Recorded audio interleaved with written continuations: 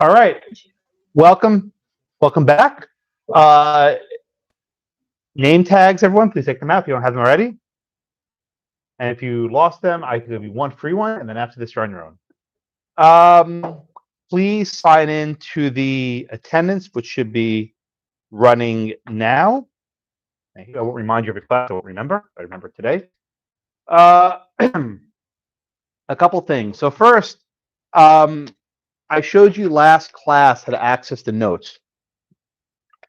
As you know, everything is recorded.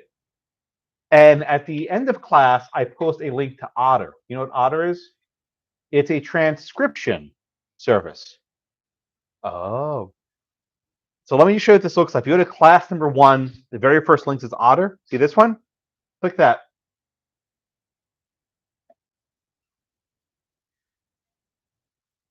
And what you'll find is that the entire class is transcribed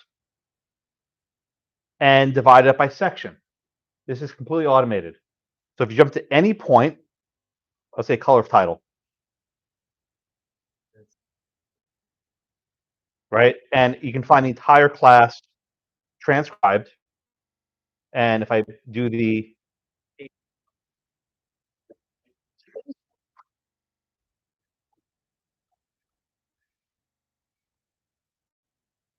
okay, so why am I showing you this? There is absolutely no reason for you to sit here and do this and type verbatim everything I'm saying. It's a complete waste of time. You're not learning a damn thing. But to prove it to you, I'm giving you that. Every word I say in this class is transcribed for you. So when you're here,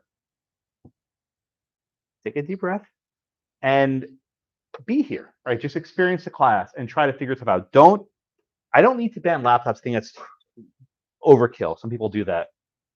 I don't think I could do that to anyone. But everything is transcribed, right? In fact, I don't know if I should even show this to you, but as I'm speaking right now, it's transcribed in real time. I can do this. Do this. Right. So just to prove a point, right? As I'm speaking now, it transcribes in real time. That's all there. Okay. Okay. Good. Next, I want to go over some of the questions from last class, just to review them. A couple people were a little bit unsure of why the answers were where they were. So poll question number 1. This question was asking about the first element of adverse possession. Who's next? Or who did I finish up with? Is that Manur? Manur, what's the first element of adverse possession, please? By the way, I saw Coolander in the elevator. I'm like, gee, thanks, Chris, right, for teaching all my stuff. But a couple of you did not have Coolander, and I can't presume you all know it, so I'm just going to have to, anyway, do it again. Yes, Manur, what's the first element of adverse possession? Actual exclusive what? Entry. Why is entry an important factor for adverse possession, Manur? What does the entry do? What's the important legal significance of the entry? Perfect answer, right? Perfect answer. If you have no entry, you have no adverse possession. So this first question was very deliberate, that A only entered the back 40 acres. The question was silent about whether he entered the front 60 acres, and you cannot assume facts in the evidence. Now, a couple of you said, wait a minute, the question says there's color of title, right? He has an invalid deed. Doesn't it mean he has constructive possession of the entire lot? Generally, the answer is yes, but not here because he never entered the front 60. Even with constructive possession, you still need to enter. That you don't get around the first element, right? That goes to your claim of title, your claim of right. It doesn't go to your entry. Right? Everyone good with that first question? Good. Yeah, good question. I mean, that was the question that tipped me off that something was. I was like, wait a minute, this is way sophisticated. My evening class also had Coolander, And then 5 minutes in goes, well, last year's Professor Coolander said this. I'm like, I got you. And he gave it away. So you guys made it like halfway through the class. So good for you. All right, number 2. This was question number 2 last week, right? It was a very similar question. There were 2 lots, 1 and 2, owned by X and Y. There's an invalid deed, but only entry on lot 1, right? Enter lot 1. There's no entry on lot number 2. So if there's no entry, you cannot acquire lot 2. Only lot 1 is acquired. Good? Everyone okay with those questions? Sometimes I do this, which is just mean, where I'll ask the exact same question as last class. I won't mention it's the same question as last class. People get it wrong. That's my check to people paying attention. I'll ask the exact same question that I asked last week, and like a number will get it wrong. So if I ever do that, you'll know why I'm doing it.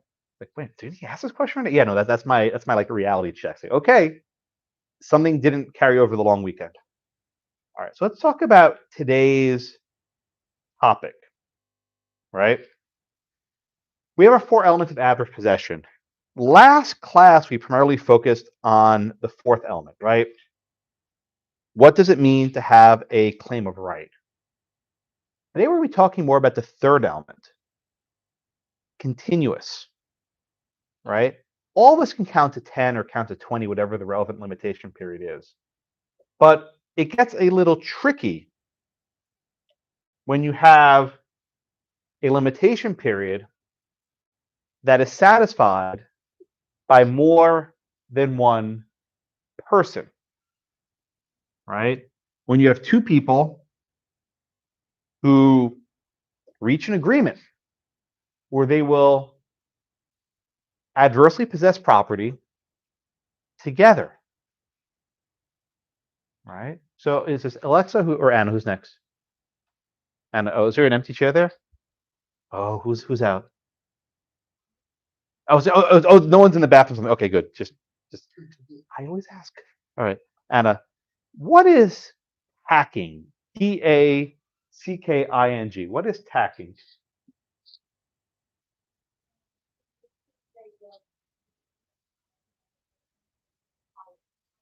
Okay.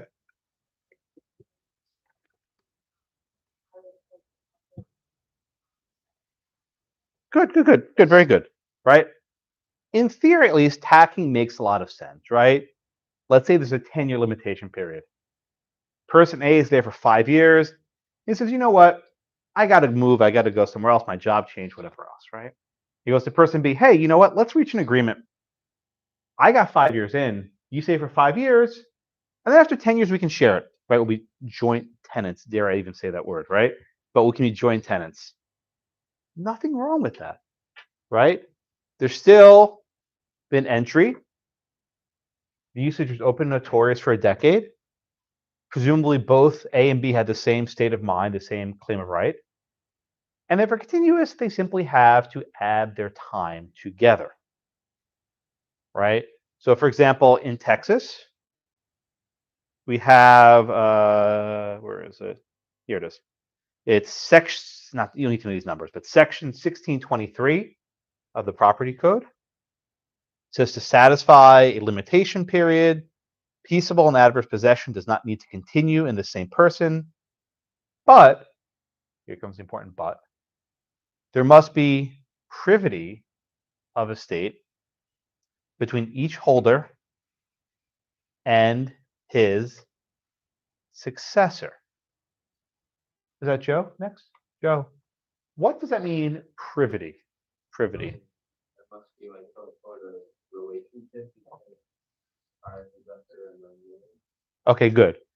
Privity, and by the way, I have a wireless mic, so it doesn't matter where I move. The mic follows me. I couldn't get to work in the last class. Please. Thank you. Privity refers to a relationship between 2 different people. Specifically, they have to come to some terms in which they mutually agree, or dare I say mutually consent in contracts, right? There's some sort of mutual consent between A and B that here's what we're going to do, right? If person A thinks I'm going to do this, right, and person B thinks I'm going to do that, that's not enough. They have to have the same manifestation of consent, the same consent that they agree. It doesn't have to be in writing. It probably should be in writing, but there's no requirement for it to be in writing. It's not like a statute of fraud issue. But writings are always helpful. But there has to be something to show that there's an agreement and the possession was transferred from A to B. Hillary. No, you can tack. I mean, just look at the statute, right? There must be privity of estate between each holder and his successor. So you can have A to B, B to C, C to D, D to E, as many people as you need to the 10-year limitation period, right? Indeed, you can have two people squatting at the same time, maybe, right? Maybe husband and wife are living in a house together. I can have some very funky questions with multiple people hacking onto each other. It can get very tricky, right? Yes, Sarah. It's a good question. I always get people who try to do that. I think that's a you question, not a me question. If it helps you visualize it, then do it. There's really no downside. There will be some issues this semester that I'm going to strongly encourage you to draw diagrams. When we just remember covenants and easements, you're gonna have to draw pictures. But for this one, maybe. I don't know. Yeah, Ben. So the statute says person, can corporations and business entities take advantage? That's a really good question. So this is a broader theme, but most codes, I think Texas is the same. Whenever the statute uses the word person is defined to include corporation. For example, 1 U.S. Code 1, right? The very first section of the United States Code called the Dictionary Act, which basically says when the word person is used in a statute, that also means a corporation.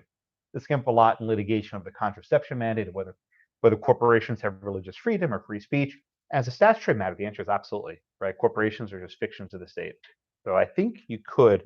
I don't know, though, if corporations can adversely possess. I don't see any reason why they couldn't, but that's just my 5-second answer. I'm not sure. All right. So tacking, again, is a way of uniting your time. So let's look at number 3. Take a look at this one, please. Multiple choice. I'll put the question on. Hope the thing works. Okay, so here's the question.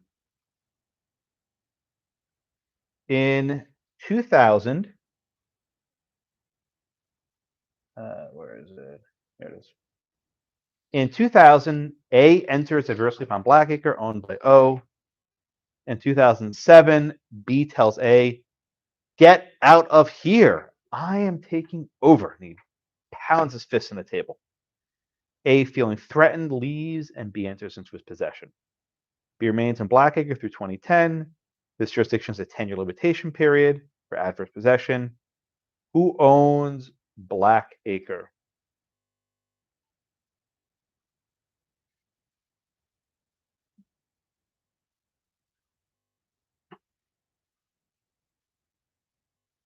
Who owns Blackacre? All right, another 15 seconds or so. I try to keep these under a minute because otherwise the class takes so long.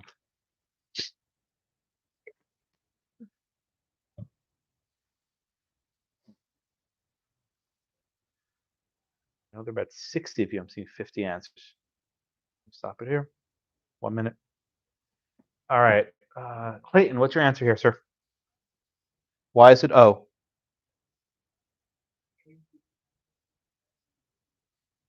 What are they lacking? What's not present here?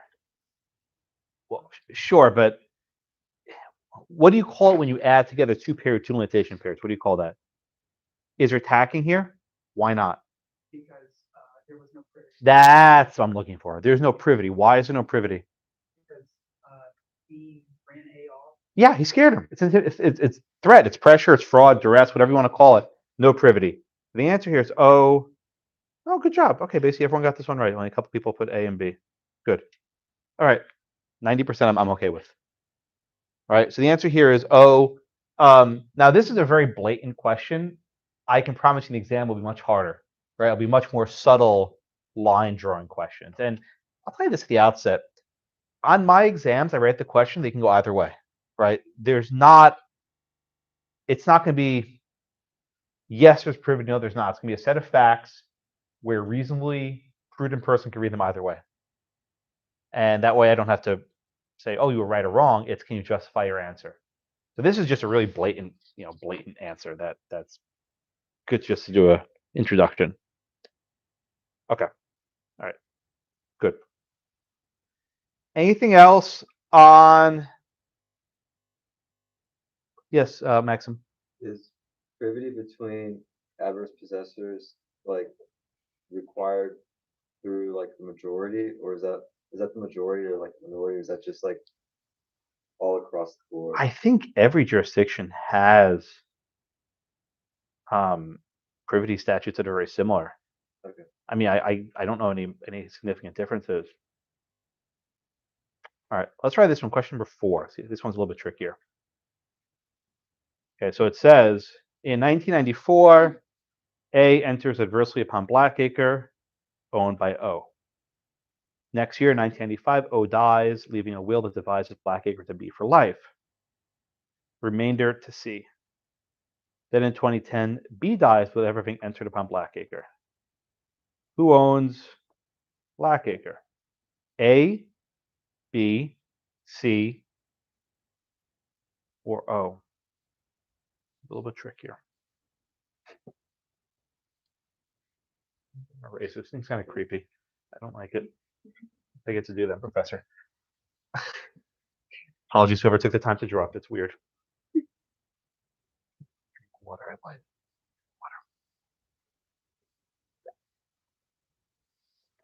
Another 15 seconds or so. I'm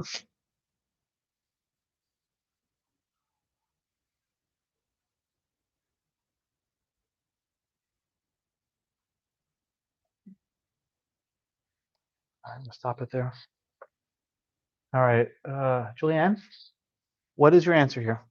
This is one question, but I would like to say that they have proven actually required. Oh, you're such a cool Andrew student. That's never going to be the answer in my class. I mean, you're correct that logistically you have to take an action to quiet title, but it's kind of a formality, right? So if that's not a requirement, what's your answer then? Okay, so explain why. Chris is very big on quiet title. I can tell you that. He's a real lawyer. I only play one on TV. Okay, go ahead.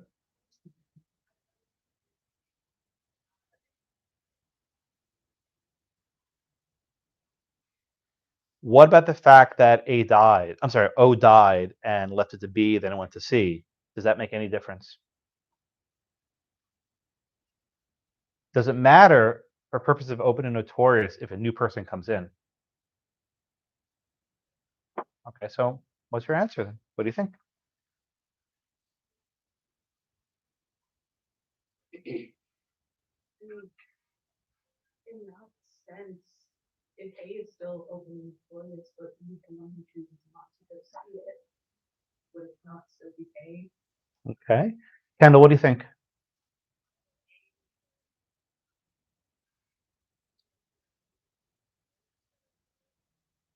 Is adverse possession defeated by the conveyance from A to B, then B to C? Is there any defeating of the adverse possession there? Okay, that's right. The answer is A. Very good. Both of you were correct. Wow, what do you think? Wow. No, you're good. It's correct answer. And if any of you put because of the quiet title, I'm sorry. That's okay. You're right. As a realistic matter, you need to quiet title, but that just makes every question so much easier to answer. It's always, oh, he didn't quiet title, right? I'm actually asking as a legal matter, right? And often on the exam, to eliminate any doubt, I'll say, A follows an action to quiet title on Blackacre. What should the court do? Like I'll put that in the exam to eliminate any doubt, but here it's just it's a fair point. Chris is right. That's why I actually consider just canceling this class and just going to the next topic. Now let me teach it again because I don't presume people remember stuff from last semester. All right, but anyway, 80-something% of you got this right. That's very good. Here's the rule: adverse possession is not defeated by a conveyance.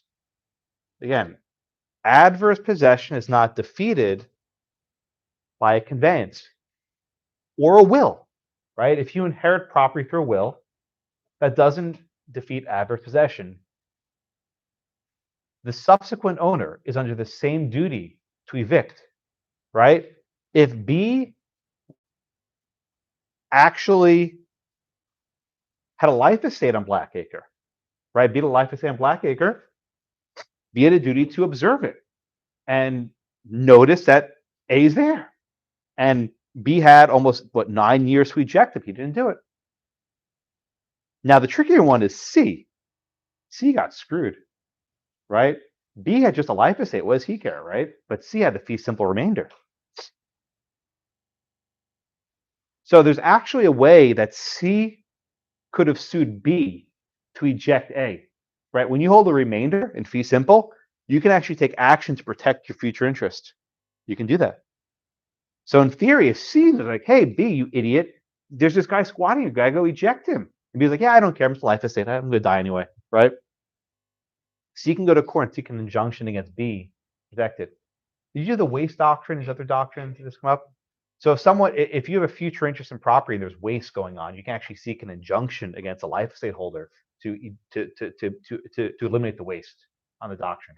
I mean, this doesn't come up often, but just for you to think about. All right, good. Any questions on? Oh, cool. Yes, does that change this statute of limitations timeframe? So No, clock starts ticking in 1990. Was it 4? And it finishes ticking in 2004. Does not stop. Once, and this, when you do disability, we'll repeat this point. Once the clock starts, it's not going to stop. Yeah. I'm gonna go back to the last question. Number That 3. Yeah, that privity between the two squatters. If there were privity, would that need to be in a written agreement, or could it just be like, hey? I think I just said a few minutes ago, it doesn't have to be in writing. No, it's no requirement to be in writing. It's better to have a writing, but it's not required. Oh, I'm sorry. I pointed haphazardly. Hillary and Esmerita. Yeah. Open and notorious. Does it have to be open and notorious if they're both gonna be there, or like if the first guy satisfies it, does the second? They both have to satisfy for all 10 years, right? Because let's say person number 1 is there, open notorious, and then person number 2 just sits in a chair in a house all day for 5 years. That's not going to cut it. Yes, ma'am. So you had said that, or you had mentioned that, statute of limitations does not stop. Does it stop the moment someone starts the eviction process, or at the time? Oh, I see what you're saying. Well, yeah, if you actually eject the person and they're actually removed from the property, the clock does stop. I think you'd actually stop the clock when they actually are off, not just when you file the litigation. Eviction actions can take years. So it's actually kind of tricky. You know, there other question before. I think, I'm not sure actually. I don't know. When like if someone's been sitting there for 9 years and I inherit it, so I start action to. And it remove takes that. a few months. You know what? I'm not sure. I'll find out later. I don't know. Because usually when I write these questions, we have these magical courts that rule on things immediately. But in reality, I mean, you did landlord-tenant law last semester. Evictions take years. I would imagine. I don't know. I'll check into later. I'm not sure. Lloyd. with privity, and is it too broad to say that as long as they're not ousted or there's no abandonment, then there was privity between the parties as long as there's some relationship there? I think you need some evidence of an agreement, right? You need some evidence that they either, they had words, right? They said, here's the deal. That's why writing's helpful. It doesn't have to be in writing. But I don't think you can just look at the circumstances and infer privity in the absence of any actual evidence. I don't think you can do that. I don't think so. Good questions. Yes, Ivan. English law and American law for packing, do we need to know? I don't know. It's okay. I don't think you need to know it. Yes, Ben. So the question three, you said that C had sued B. Well, what would have to happen is that C holds the remainder to go to court and sue B as the present estate holder and seek an injunction to evict A. That's how it would have to do it, because there's no privity between A and C, but B and C have a relationship. Okay, because if C were to try to physically kick out A. That's a battery, right? You can't, I mean, again, C only has a future interest, and the only way that C can exercise his interest is to sue the present interest holder, because they have a relationship. It's sort of weird, but it's actually a question of privity. A and C are not privy. They have no relationship. Maxim? So like, what if C's an infant or like? We'll get to disability in a minute. Oh, okay. Yeah, I know what you're getting at. That's the next. Well, actually, met 20 or 30 minutes. We'll get there today. I promise. All right. Anything else in tacking? All right. Marcel, facts, please, in Howard versus Kunto, and this is gonna take a while, but let's do our best. And the facts here suck. I mean, this is not an easy case, so let's just walk through this slowly. Okay, go ahead.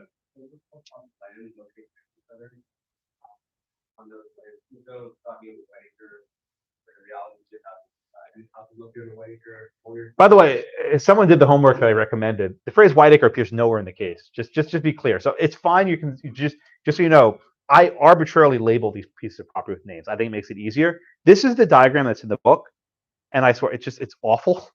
Like like who made this picture as a useful guide for a bunch of 1Ls? I mean, who did this?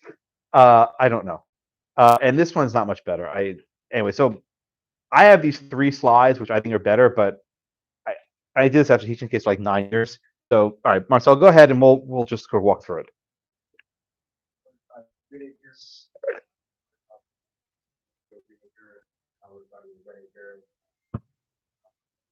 All right.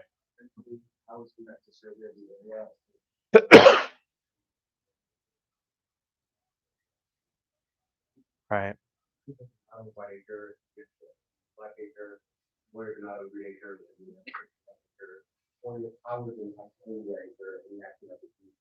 Good. Everything was messed up. This is a cluster, if you will finish the sentence for me, right? Okay. All right. Marcel, very good. Thank you. All right. So this is a case that arises in Washington State near the Hood Canal. You ever been there? I actually had a student from there. It's beautiful, isn't it? Yeah, it's this very gorgeous body of water in Washington State. But if you notice in the picture, the edges, the waterfront property is very jagged, right? They're not straight lines. And because it's near water, there's erosion that happens, right? Soil falls into the earth. There's a big rainstorm, the boundaries sort of get reconfigured. If there's a flooding, then you actually lose some soil. It's very hard to measure stuff. So over the course of many years, people built homes on this beautiful lakefront property. And these are wealthy people. It's just not, let's just be candid, right? These are people with a lot of money, right? This is not cheap property. And over the course of years, people built property. Now, decades ago, a survey was done, which apparently was an error. And people relied on that survey to build their homes. Now, when we talk about why do you have adverse possession, this is a good case to explain why you have adverse possession, right? People in good faith relied on a survey that was performed, built their homes there, spent a lot of money investing their livelihood there, and then decades later that someone says, oh no, just kidding, no, everything was wrong, no one actually lives where they're supposed to. I mean, imagine, like, I have a townhouse, right? I'm in, unit A, for example. Imagine if I actually own unit B and I've been living in the wrong house for 30 years, right? This is a good example of why you have adverse possession. It makes sense, at least in this case. Maybe not in the Valkenburg case, but it makes sense here, I think. So let's just walk through this one step at a time. There are 4 plots of land, which again, I just call them Blackacre, Whiteacre, Greenacre, Redacre. They're not called that in the case. If you ask anyone else, like, there's no Blackacre in this case, but just this makes it easier in my mind. All right. So Kunto had a house on Whiteacre. Moyer had a house on Greenacre.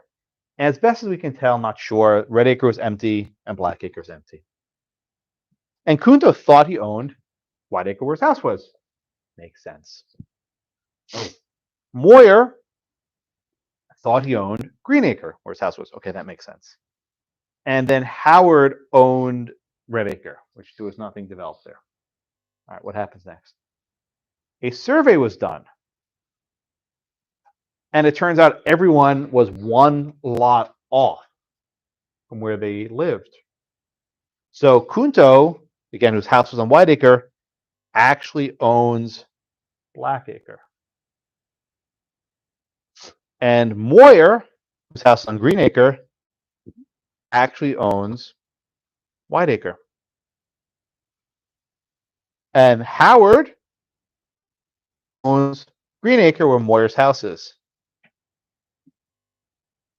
All right, everyone get facts. All right, is that Diara? Diara. So in in an ideal world, what would they have just done to, be normal human beings, civilized human beings that are not jerks? I mean, what if you were just a nice person living here and you did the surveys? Like, what would they have just done to figure stuff out? What's like the nice thing to do? Switch. Yeah. Yeah, right. Exactly. Moyer would have sold Whiteacre to Kunto, right? And then Howard would have sold Greenacre to Moyer. And then that way, everyone's house is where their land is, right? That just makes sense. Diara, is that what happened here? What the heck happened? Like, who's the instigator here, right? Who screwed everything up? Howard, who doesn't have a house here. What did Howard do? Okay, so let's just 1 second. Let this just keep this in our head, right? So one more time. Howard gave what? Moyer. Okay. Howard gave Moyer the deed to Greenacre, right? That way, Greenacre, Moyer, everything matches up. And then what did Moyer give to Howard? To which property? Which deed did Howard get? Which one did Moyer have previously? He had Whiteacre, right? Thank you. So in the end of this deal, Kunto still has Blackacre. Howard has Whiteacre. And then Moyer is Greenacre. Right? So Greenacre is place to be, right? Don't get the reference? Farmland as far as I can see. Greenacres. Anyone ever see the show? Okay. Watch more Nick at Night, right? Zsa Zsa Gabor? No. Okay. Greenacre is good, right? The problem is Whiteacre. Howard now has the deed to Kunto's property. So as best as I can tell, and again, I don't know, Howard was trying to adversely possess Kunto's house. I mean, Howard was just trying to take over Kunto's house. Like, oh, that's nice. It's mine now. Now, do you think Howard talked to a lawyer before he did this? Maybe. And lawyer's like, yeah, sure, you can take this dude's house. Maybe it's a valuable house for all we know. As a rule of thumb, you've probably seen this already in your law school classes. The jerk usually loses. It's almost always the rule, right? If you have to guess, the jerk's gonna lose. In this case, Howard's the jerk. He makes a deal to screw over Kunto, right? Take over his house. And that's as best as I can figure out what happened here. But then Kunto comes back and says, no. Even though my deed says one thing, I've now acquired Whiteacre through adverse possession. All right. Everyone good? All right. Is it Jose? All right, Jose. So let's walk through. So the first element, entry, is that satisfied from Kunto? Why? What's the evidence of entry here? There's good evidence of entry, my friend. Yeah, there's a house. Yeah, easy, right? Easy. There's a literal house on the property, right? So there's entry. Nate, what are the second element? Open and notorious. Was the entry here open and notorious? Are you sure?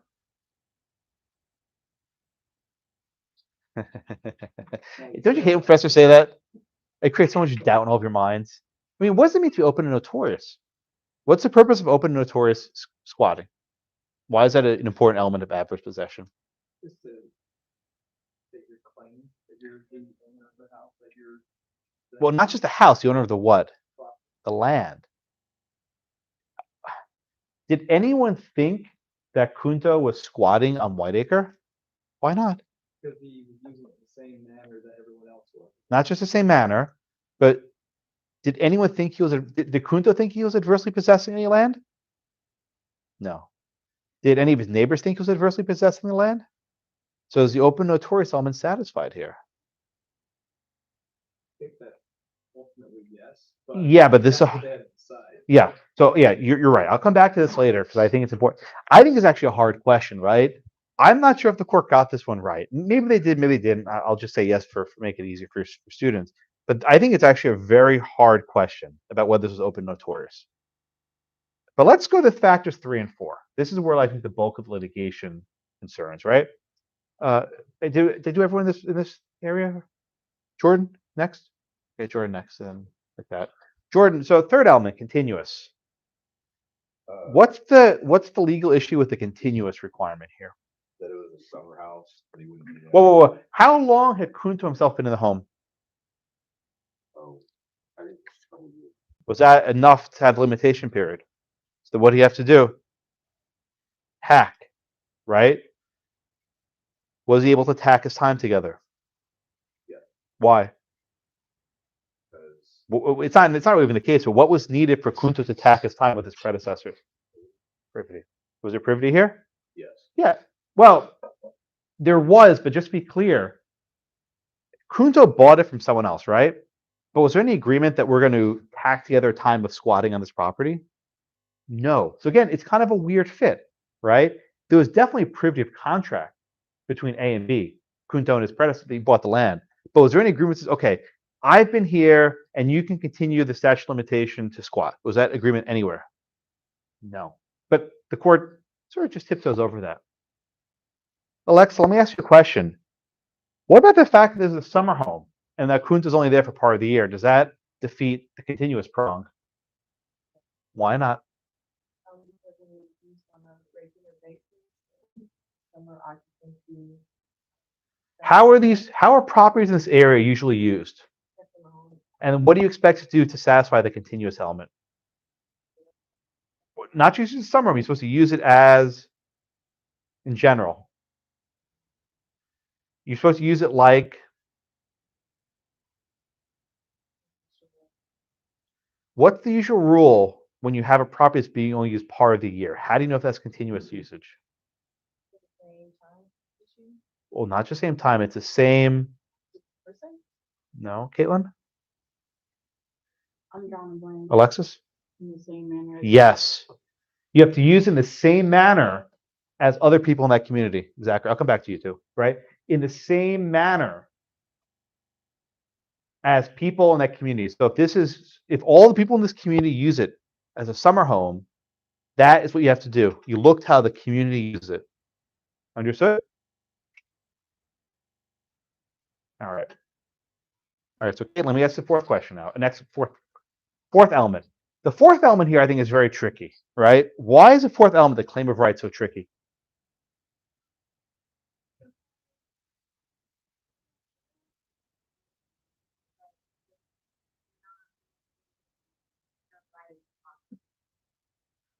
I think you gave me the right answer, but just try it again. It's just you actually, I think all the words were there, just were in the right sort of order, right? So what's the fourth element? That is the claim of right. Okay.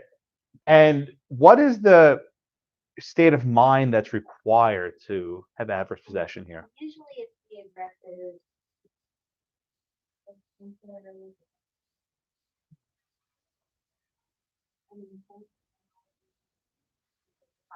Mm-hmm. Good. What standard though does Washington follow? Does Washington follow the common law aggressive trespasser standard? Correct. Okay, good. So Washington follows the good faith standard. All right. So you don't have to show he was aggressive. He definitely wasn't aggressive. But did he have any intent? What was his intent, Jade? What was in the state of mind of Mr. Kunto? He thought he already owned it. So it was basically a mistake of fact. Is that sufficient for the good faith standard to have a claim of right? The court said yes. What do you think? Sure. You seem a little uncertain.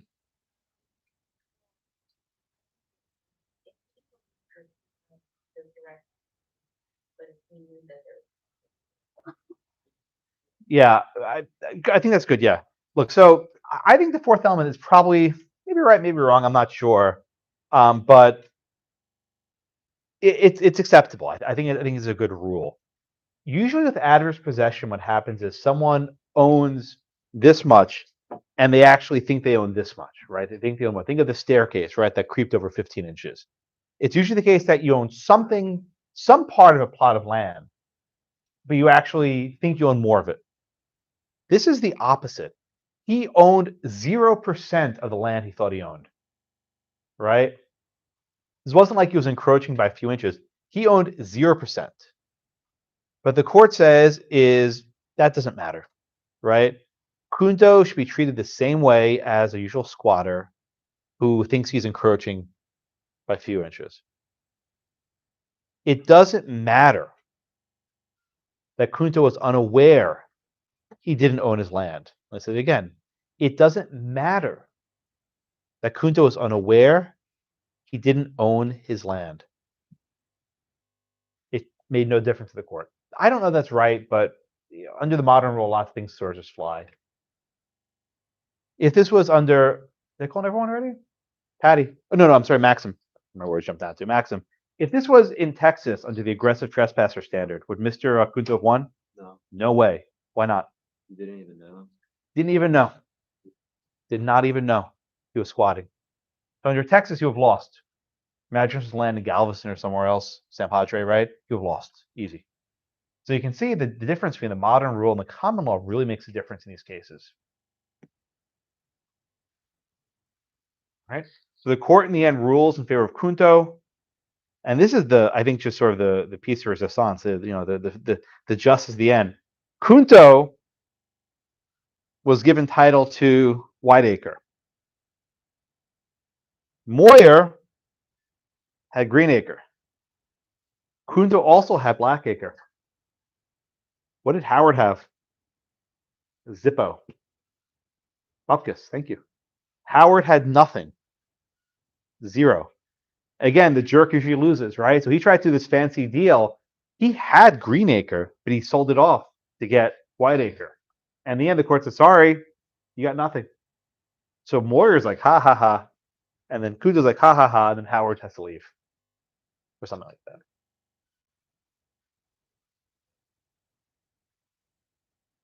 All right. Questions on the Washington case? Yes, sir. Do you think this is like one of those cases where like the court kind of just like out of sympathy just ruled one way, or like deviates from it? I don't know. It's a fair question, right? I don't know if there's a deviation. I think this is probably a reasonable outcome under the modern rule. So I don't know that this is this crazy. It's kind of a weird holding, but the court doesn't have much difficulty with it. Do you think it's not, the court was kind of holding its nose in this one? But you said that there was one element where you think they were kind of wrong. Open notorious thing is actually very hard. That was the one we did a few minutes ago. I don't know how you can put someone on notice that you're squatting when no one even knows that in other words, no one would even think to look that he's squatting because the survey was incorrect. So I think actually the open notorious prong is very hard. Claim of right is probably right, but open notorious I'm not sure is correct. Yes, Ivan, and then Jade. Open notorious factor. Open notorious that you're adverse possessing, not open notorious that you're living there. Yeah. The neighbors could have just thought you owned it. Yeah. If everyone thinks he owns it, then there's no reason to eject him. In other words, who would have ejected Kunto from Whiteacre? Right? It would have to be Moyer's predecessor. Moyer's predecessor would have no knowledge that there's even any squatting going on because Moyer's predecessor thought he owned Greenacre. So it's just a complete cluster, right? If I would have probably ruled that there's no adverse possession here and Kunto's up luck, but I don't know. What do I know? Jade.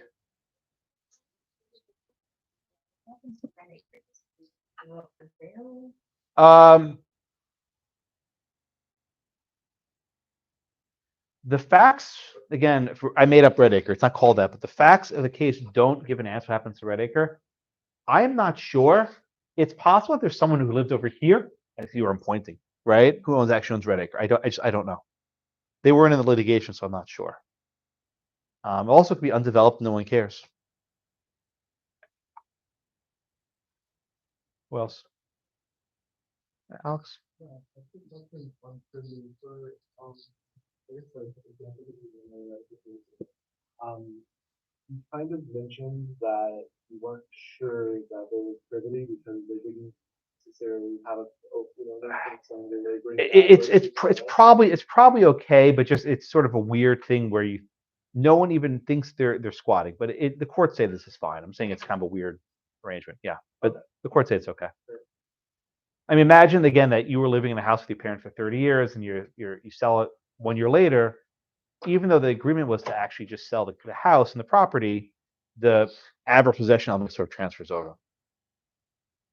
All right. Questions on Kunta? I like this case. Yeah, Grayson. So the Millers, the people who had the house before Kunto, right acre, they got that everything wrong survey done.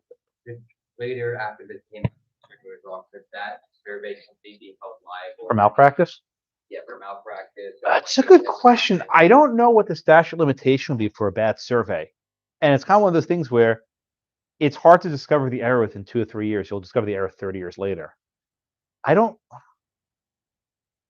know whether Washington has a specific statute of limitation law where you basically, I think of the discovery rule, right? In our next case, it's when you know or should have known the survey was bad. I don't know if it's the second one, right? I have no idea. I mean, you maybe did this in property one with the implied warranty of habitability or quality, right? If someone builds a cracked foundation, a contractor does a bad foundation, you may not know for 30 years. And at that point, they may be out of business and who even remembers anymore, which is why you have some of these implied warranties that last forever. Good question.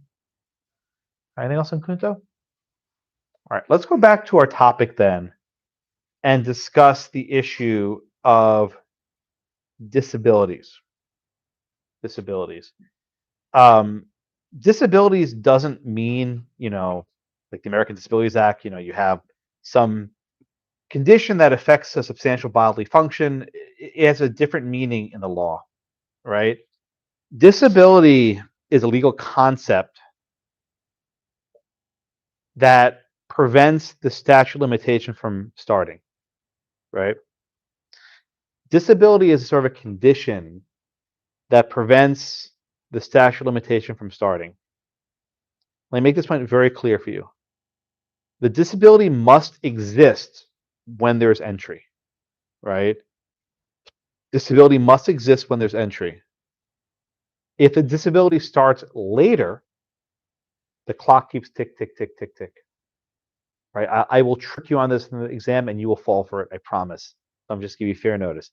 The disability must exist at entry when the cause of action accrues. If the disability starts later, the clock continues to tick. Good? All right. If you look up here, this is section 16.001 of the Texas Code. In Texas, there are only 2 kinds of disability. First, under the age of 18. Second, of unsound mind. Someone's going to ask me, Josh, what does unsound mind mean? That's not even language you can use today to describe things. I don't really know what the statute intended to mean. I'm not really sure. There are very elaborate cases describing when a person's of unsound mind. I think it generally means you're not able to engage in contracts. That might be one way of looking at it. Incapacity might be another. But unsound mind is a very open-ended term. Those are the only 2. Other states have other disabilities. For example, I think California, maybe? If you're in prison, that's a disability, right? Because you can't exercise your rights. You can't see squatting. Some states says if you're in the services and you're overseas and you're a vet, fighting whatever, that's a disability, right? But we only have 2. So it says, Section B. If a person entitled to bring a personal action is under a legal disability, that is under the age of 18 or of unsound mind, when the cause of action accrues. Okay, this phrase cause of action accrues, in your mind, just say entry. Just make it simple, entry. Right? 99% that just means entry. It might be something else, but that means entry. The time of disability is not included in limitations period. Again, if at the entry there's a disability already present, you do not start the clock. If the disability comes around later, you imagine on Monday you enter Blackacre, and then Tuesday the person goes into a coma, the clock keeps ticking. Even if you only had 1 day of sound mind, you tick, tick, tick. All right. What happens though if a person's under the age of 18 and eventually, God willing, they reach the age of 18? The clock starts when they turn 18. What if a person's in a coma when the entry happens? And then, miracle upon miracle, they get out of the coma. Congratulations, you're alive, you're well, clock starts ticking. Are we laughing? It's true. I mean, and that last thing in your mind, but the clock will tick. Now, paragraph C is important. You cannot tack limitation periods. So imagine, the owner is under the age of 18 and there's no tick, tick, tick. And then on his 18th birthday, he goes into a coma. Still, when he turns 18, the clock starts ticking. Right? Someone is a minor and. I knew you were gonna ask that. I'll get that later. Oh. I'll get to. I was actually. I saw your brain turning. She's gonna ask that question, isn't she? And so no, you're right. But you all think you're original, right? But law students are predictable. I'm serious. It's true. I can predict with a degree of precision when someone will ask a question, because year after year the questions repeat because the brain logically connects A to B to C. It's actually it's why teachers can do what they do, because they sort of see where the class is going, right? Right? They can't use PowerPoint because it's too constricting. All right. But you cannot tack one disability after another. Okay. Paragraph D, it says a disability that arises after the limitation period starts, says after entry, does not suspend. 1 second. So if you get a coma, I'll just use a coma because it's an easy example. You go into a coma the day after the entry, the clock keeps ticking. Right? Yes, Alexis? Say that they're in a coma on the day of the surgery, and there's no like miracle situation. Yeah. Is there no? They will never acquire adverse possession. It'll be until the person dies. And then eventually when the person dies, which we all die, we're all mortal, right? When the person dies, there's some person will inherit the property, then the clock starts. Right? So it's not that the squatter gets it through, there's no fee simple, right? He's squatting and no one can evict him. It's sort of a weird thing. It's like one of these soap operas, right? There's a plane crash, they're in a coma for the entire life. It's a weird thing about this class in the exam. People either die quickly or never die, right? It's because it makes the questions more fun. That's not awful. Hillary, go ahead. I'll get there later. That was her. Yeah. I'll get there later. I promise. I want to do a few questions first. Yeah, Ivan. Odd question, but That's fine. is there a way that people can take advantage of the disability provision? Exploit the disabled. What's your Say I start investing before the 17-year-old, I have to go to the regular statute of limitations, which says 20 years. All right. And then when it's conveyed to them, can I unpossess it and repossess while they're 17 so that the 10-year provision kicks in instead? So as soon as they turn 18, I have to wait 10 years instead of 20 years? Well, let me do some questions. That might answer some of your questions. I have a couple questions I want to do. That might, if it doesn't, come back to me, okay? Yes, let's exploit the disabled. No, I mean, look, it's risky because even people with disabilities have guardians who can commence the ejection proceeding. So, you're not out of the woods. Oh, good. Okay. Yeah, I mean, look, if you are in fact a guardian, a minor who owns property, or if you are a person with mental unsoundness who owns property, courts can appoint guardians to manage your affairs. And presumably the guardian would have enough good sense to evict a squatter. All right, let's look at question think this is the question 5. Yeah. Okay. Yeah, okay. Let's look at question 5.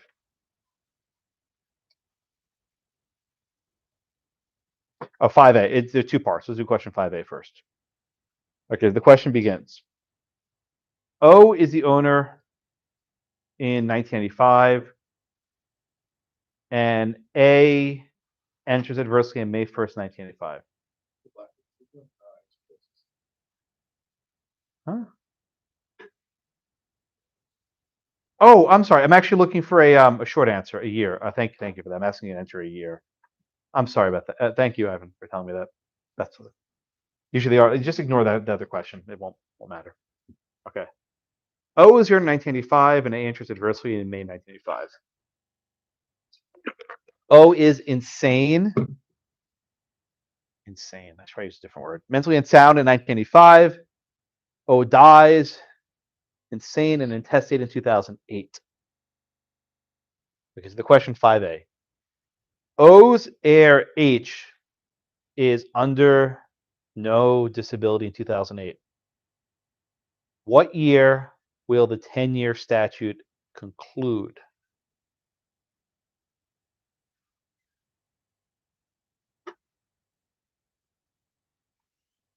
Okay. Again, this is question 5A. We'll do 5B in a moment.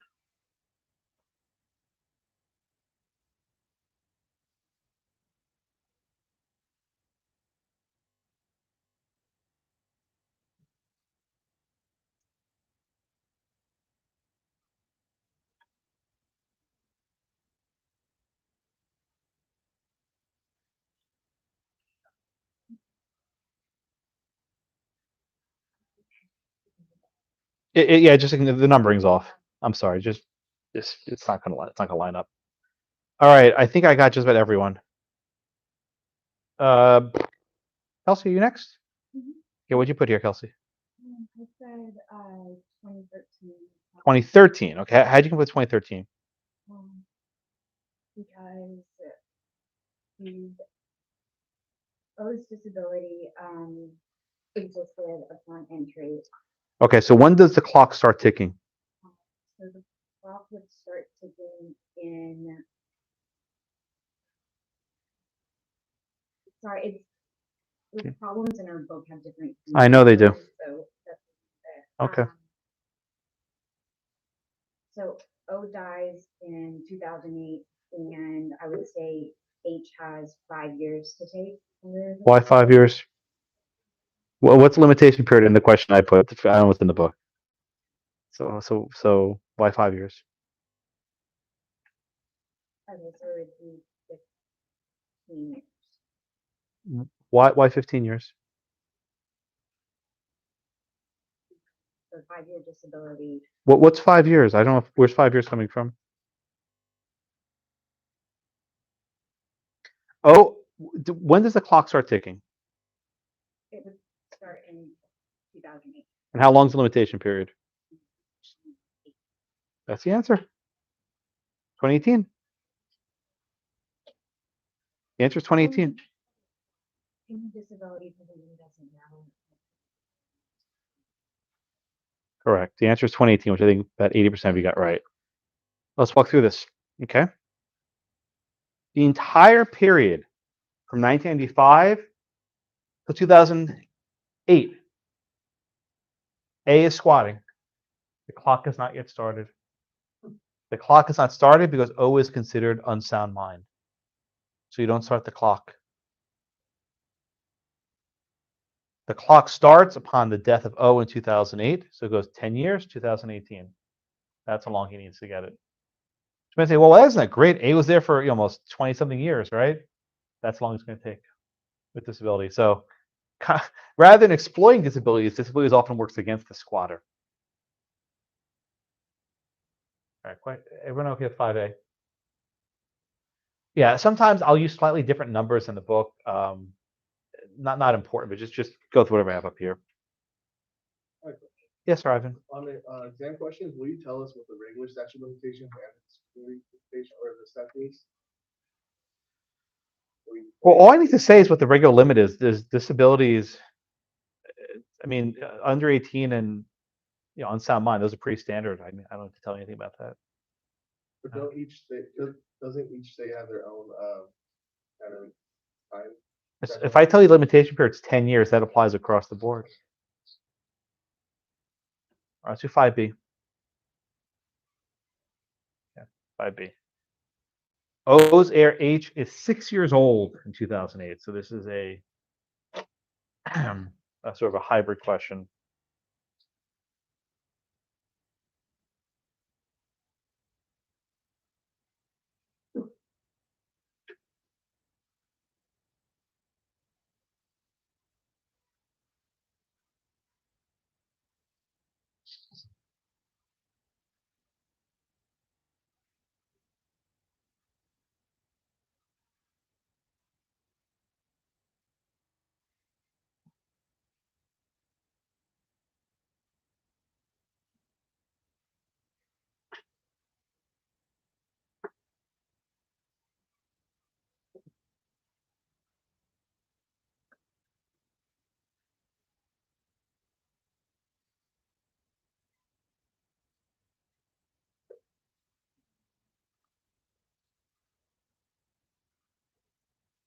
All right, I think I just fit everybody.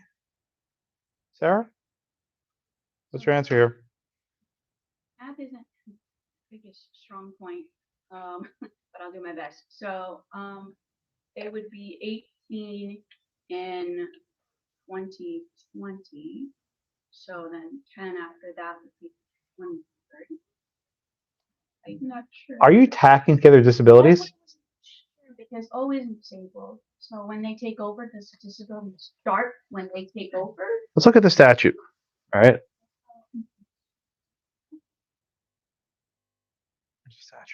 Because I know you can track like one's disabled and dies, and then the next person. Can you tack together two different disability periods? No, that's why I was. So then what happens in 2008? 2008. Oh, When does the clock start? When when they take possession. when does the clock start?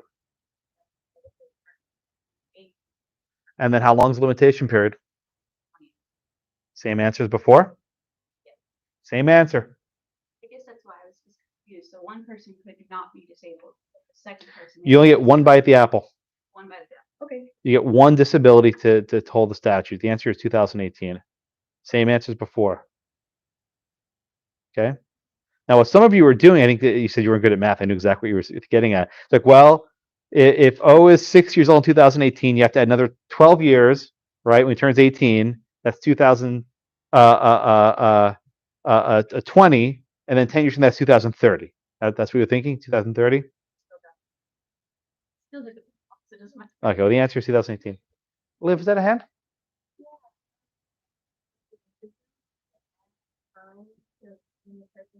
You can't add the time. It's not just you don't have to. You can't. You cannot tack disabilities. Because O was insane at the time of the entry, that's the only disability you get. You cannot get two disabilities one after the other. Okay. Right? It doesn't matter if a disability arose after entry. All that matters is what disability exists at the time of entry. What if before A enters O and then unbound for? I knew you were going to ask that question. I was just waiting for that. I told you to come back to it later, right? So it's all right. So I think you would probably use the longer of the two disabilities, right? So in theory, at least, O will turn 18, right? Eventually, that disability goes away.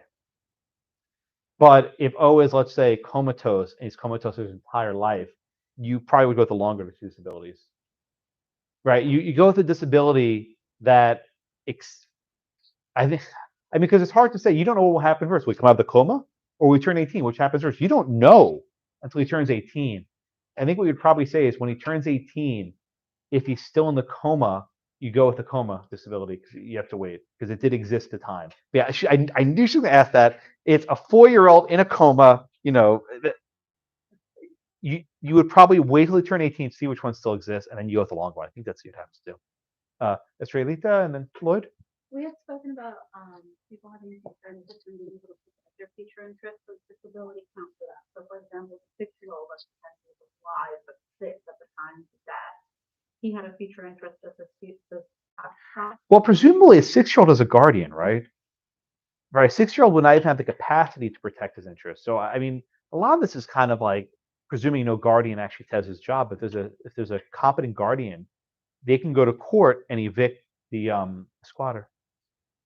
Especially since O is disabled and and then H is disabled, the heir as well. I mean, kind of messy that O, left his property. Someone else is also disabled against her question, at least. Lloyd. So can we say that if there are multiple disabilities at the time of entry, One person with multiple disabilities. one person with multiple, And really, it's only 2, right? He's under 18, he has an unsound mind. So let's just be clear. A person who's under 18 and has unsound mind, I don't think there's a good answer. I would lean towards, I'm somewhat cautious, but I'd lean towards saying you pick the longer of the 2, only because you don't know which one will end first, right? Because let's say the kid dies when he's 7, right? Or let's say he comes out of the coma and he just lives to be a mature 18-year-old. Or let's say on his 18th birthday he comes out of the coma. I think you'd actually have to wait and see what happens on his 18th birthday and then decide which one you use. I think it's the only answer I can give. it would amount to pretty much the same thing you're saying, but the clock does not start until all disabilities. Right, and this was someone's question before. If the person's, imagine unsound mind his entire life, the clock will never start until he dies. Sorry, I had a Please. follow-up, but they were kind of referring back to the examples in the book. Should we kind of disregard like how they wrote those examples? Because I was getting confused over like. Well, what's the difference? What's confusing you? They mentioned, I couldn't tell if it was 5-year disability provision that got tacked on top of the regular 10-year, or if it was shortened 5-year disability provision. Like, I mean, look at the Texas statute. I can only show you what the law is here. Where is it? The disability statute. All it says is the time of disability is not included in limitation period, right? So the disability statute doesn't set a separate standard. It simply says you do not include that time in the general provision. And last class I showed you, it's the 3-year, the 5-year, and the 10-year. So those are set, right? Disability doesn't affect which of those 3, 5 years. You still have to have your state of mind. You claim it right. I guess in the book it was like typical period 10 years and then 5 years. Well, I see what you're saying. Yeah, I mean, I can give you those facts. The question I wrote here is a little bit simple. That's what happened. I rewrote this question. It was a little bit simpler. Okay. Yeah, I emailed the editor of the book very frequently to complain about stuff. No, I do, and he's actually taken my suggestions. I'm actually thanked somewhere in the credits somewhere, right? No, it's fine, right? But like when we do covenants, I'll show you. They had a diagram that made no sense. It'd been like that for like 8 editions, and they changed it based on something I said, right? So I use this book because it's the least worst book. Oh, yeah, we're good friends, right? It's the least worst. It's better than all the other ones, but it's not very good. And again, look, I have a casebook that I edited for con law. It's not great. I like it. I wrote it, but I'm sure there are lots of things people complain about. Anyway, that helped Lloyd a little bit. It's the worst feeling in the world as a teacher when the student says, "Professor, it says in the book," I'm like, oh God, because that can be one of 2 things. Number 1, I'm wrong, right? That I said something in conflict with the book, or number 2, the student misread the book. Or number 3, which has happened once or twice, the book is wrong. Actually, it's 3 things, not 2, 3. So it's like, oh man, I get a panic. I have the professor. The book says, I'm like, oh God, what did I do wrong? Right? It happens. Yeah, Jose. Oh no, I'm sorry. Yeah, good. What'd your name tag go? You had a name tag. It is Jose, right? Okay, I was trying my memory. Okay.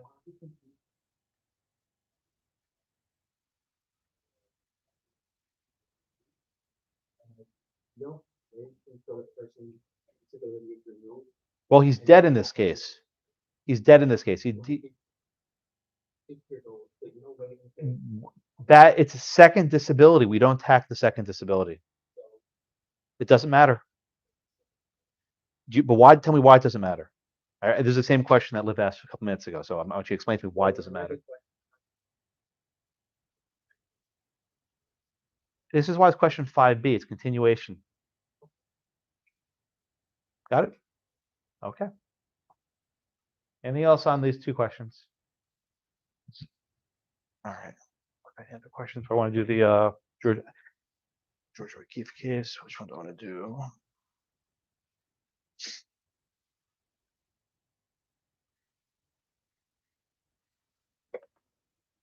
Oh, this was the question. Did do 6 already? All right, let's do this one. Okay.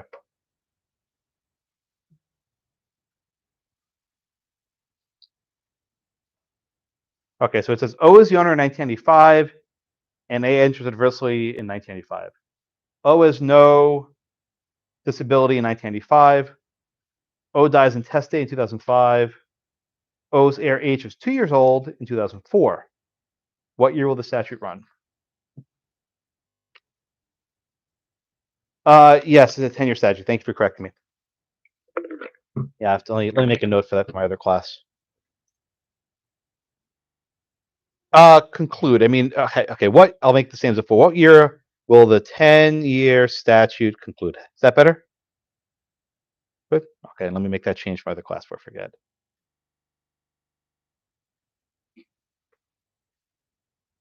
Framing these questions is tricky because you're all very smart and subtle nuances in the wording. You're like, aha! They didn't quite tie it off. Very. You gotta be careful. That's why I don't do multiple choice exams because it's too constricting. I've never given a multiple choice essay exam in my life. All essay. That way, you tell me what you think. All right, I think I'm another 10 seconds.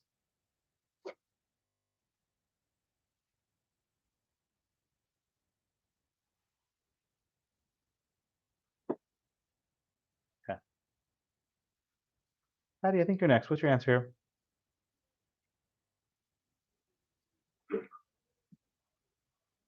Why do you say 2005?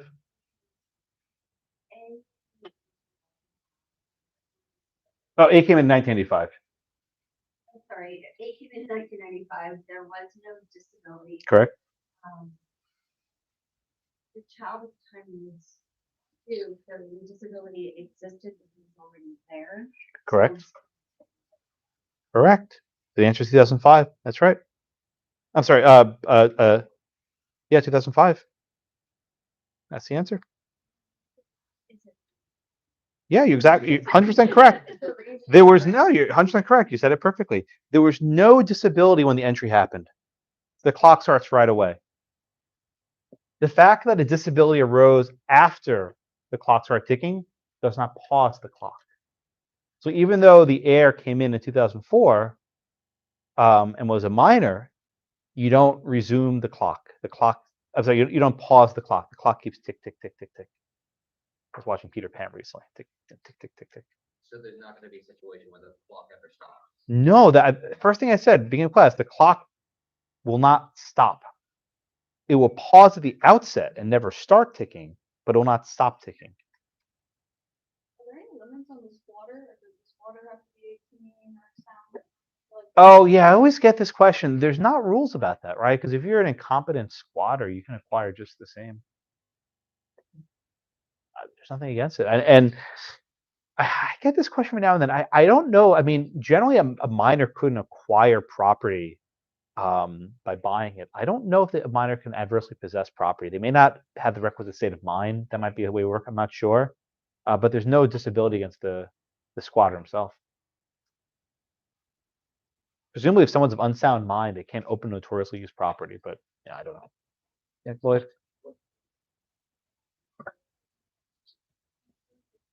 I'm sorry. What was your question? They made for countries adversely on May 1st. Uh 10 years actually completed just by the year.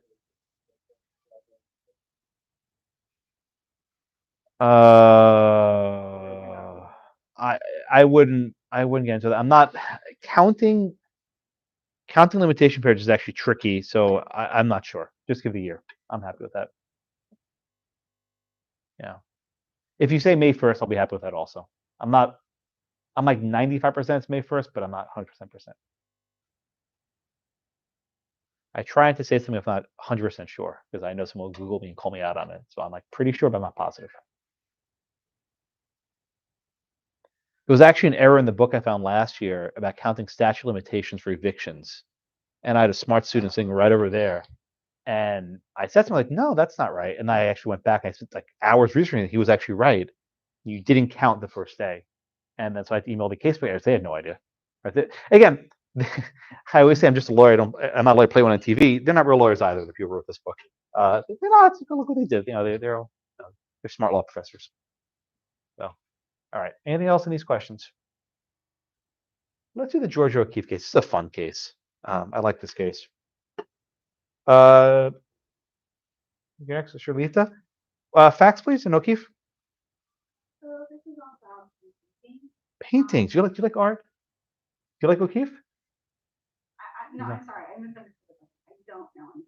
I don't like art. Anyone like art? You like O'Keeffe?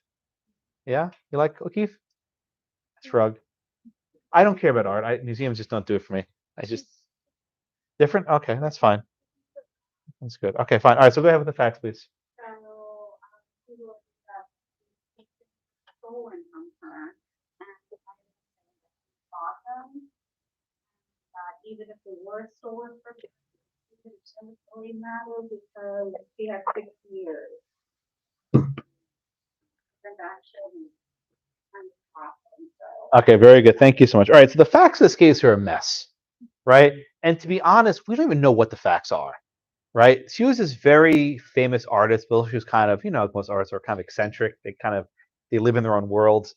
So she had this art gallery, and she had a couple of very, important paintings in the 1940s. And then 3 of these paintings went missing.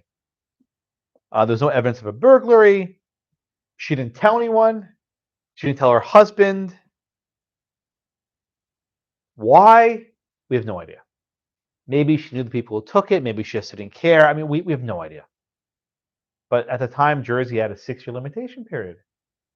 And she did nothing for 30-something years. We jump to 1970s. She puts in a report with his Art Dealer Association of America saying, aha, I'm missing these paintings from 30 years ago. Don't buy them because they're stolen. Okay. A couple years later, she learns that these paintings are on display at a gallery in New York. Now, what happens next is very weird. We don't really know what happens. There's one, Frank. Frank said he got the painting from his father. And Frank claims his father had the painting hanging up decades ago, even before they were stolen. So that can't be right. Snyder buys the paintings from Frank. So there's the issue of who actually has title to the paintings. O'Keefe sues for replevin. If you remember from torts or contracts, replevin is you want return of the goods, not damages. So let's just walk through the elements one at a time. Entry, I think, is satisfied here well enough. The paintings were taken on display. Alejandro, what about the open and notorious element? We know that the painting was hanging up in this guy's living room, right? Is that open and notorious?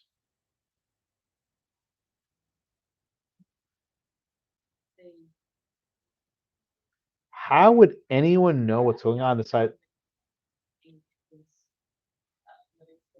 Yeah. I don't know how this element's even satisfied, right? I mean, think of also jewelry. Imagine someone steals jewelry, says, I'm going to adversely possess it, and they keep it in their little safe for 40 years. So I'm not sure that there's any open notorious usage. Now, eventually it's put on display in galleries. That was decades later. All right.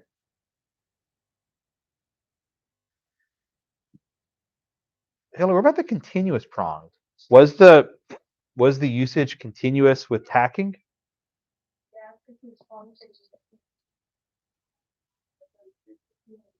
Now, again, this was, I think, Alex's question a few minutes ago. Was there agreement to jointly possess stolen property? What was actually the agreement? Yeah, just like a legit purchase, right? So again, it's kind of weird, but you tack it anyway, right? There's privity in that regard. Waffle, what about the fourth element, the claim of right? I don't think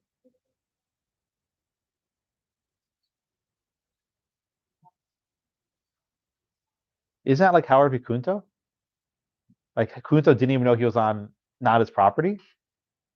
So was there a claim of right here? I don't think so either. So my friends, what state are we in? We are in the state of New Jersey. And what happens in New Jersey? opposite. The common law goes to die. And that's what happens here. It's true. So Gwen, what on earth does the New Jersey court here? This is a weird opinion. I'm sure you guys read it last year. You're like, wow. So what does the court do here?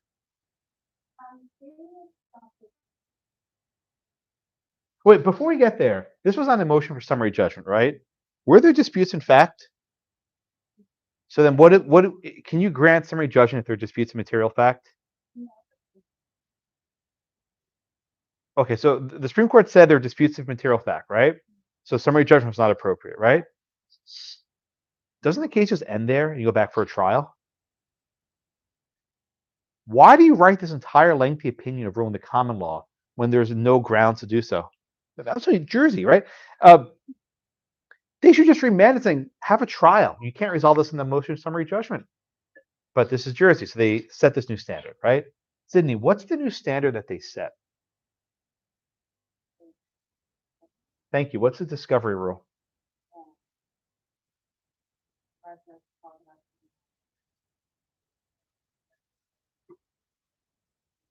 There it is. Yes. Right. So the clock doesn't necessarily start ticking when this thing is stolen, right? The clock starts ticking when the person knows or through the reasonable exercise of diligence discovers, right? It's did you know or should you have known? If through the reasonable exercise of diligence you should have known it was stolen, that's when the clock starts ticking. This is the discovery rule. Know or reasonably should have known. Those are the two standards. Did you know it or you reasonably should have known it? Now, again, these paintings went missing in the 1940s. I think that O'Keefe should have known in the 1940s that things were stolen. I mean, this is a ridiculous case.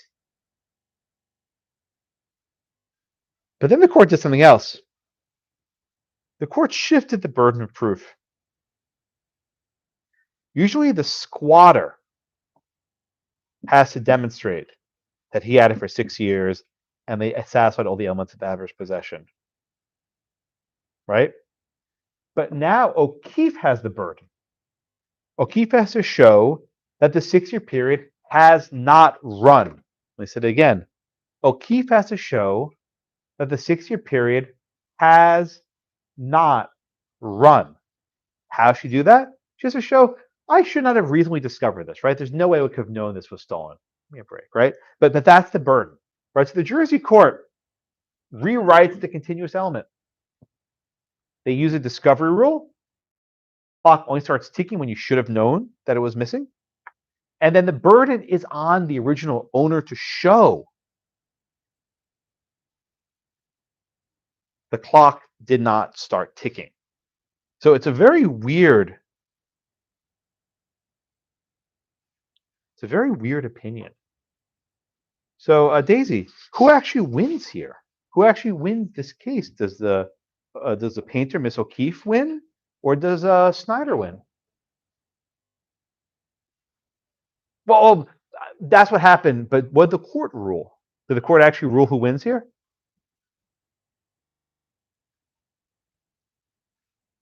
Who did the court rule for here? The Supreme Court of the state.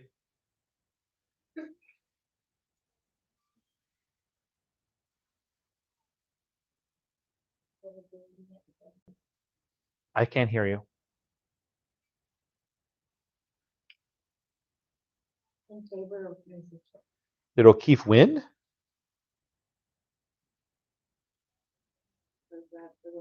They remanded the matter for trial. Did the court rule that that Snyder satisfied all 4 elements of adverse possession?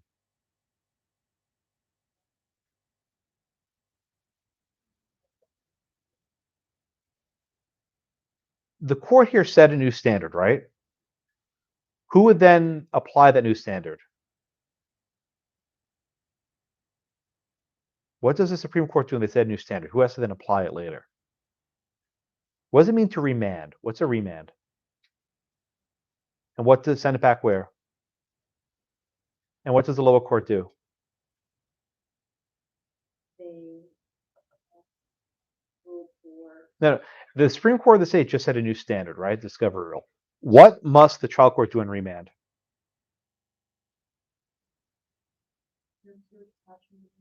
Maria? They have to see if she satisfies this. new- Yes, right. They have to apply the new standard, right? See that, Daisy? Right. The job of the lower court then is to apply the new standard. Now, under the new standard, Daisy, do you think O'Keefe would win? Why not? you should still get into the court. Correct. But they settle. Why'd they settle the case?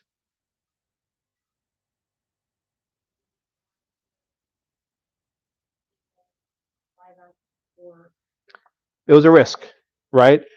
They didn't know what would happen. I think actually Maria's correct. I think Maria's correct. I think O'Keefe would have lost. But hell, it's New Jersey, right? They make stuff up, so who knows?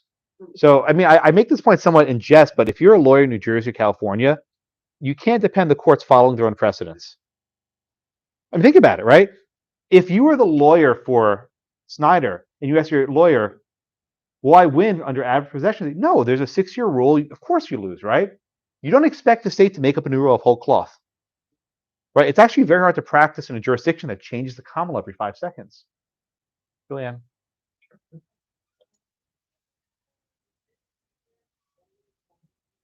Chattels. I think so. I think it's specifically because chattels are movable. They're always not visible to the public. I think it's a chattel rule. I think so. And this is not the majority rule in case someone's going to ask that, which you always do. It's New Jersey, never is. Sarah.